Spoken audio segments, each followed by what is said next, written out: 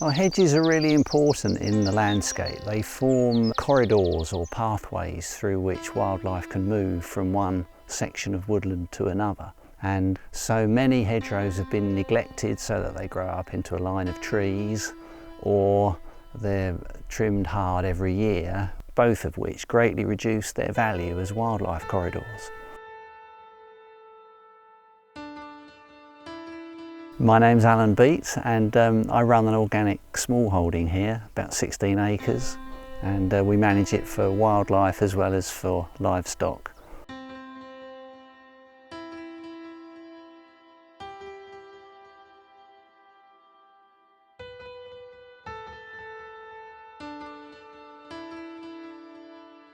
Hedge laying involves cutting through about 2/3 of the way through a woody stem and laying it over from the vertical to near the horizontal. And what that does, it leaves a hinge of living wood still attached to the roots, and it allows the pleature, as it's now called, that you've laid over, it allows that to grow, but it will also send up new shoots from the cut stump. So you end up with a very much thicker hedge, but with lots of angled pleachers which stop livestock from pushing through it.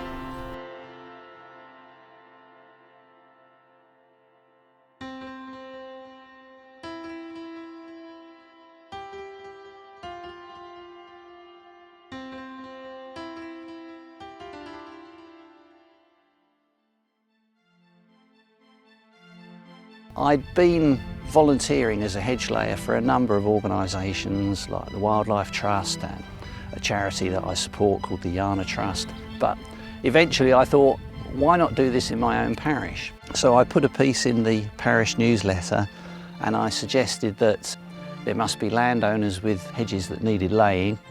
There are people with wood-burning stoves who want fuel, and maybe we could bring the two together and have a bit of fun and pass on the skills at the same time.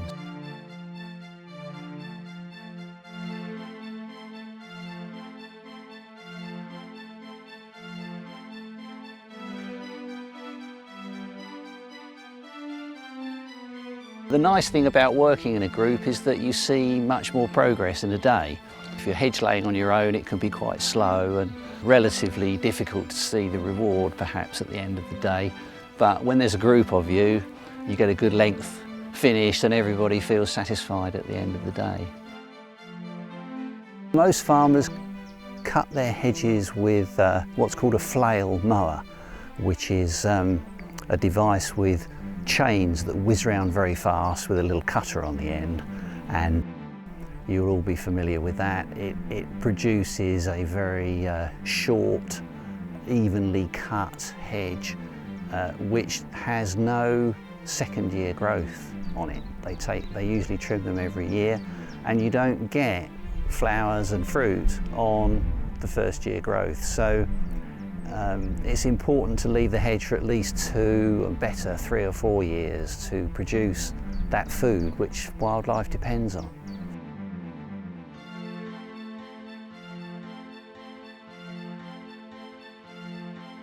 I'd like to see more people laying their hedges in the traditional way, and I've certainly done what I can to encourage it around here.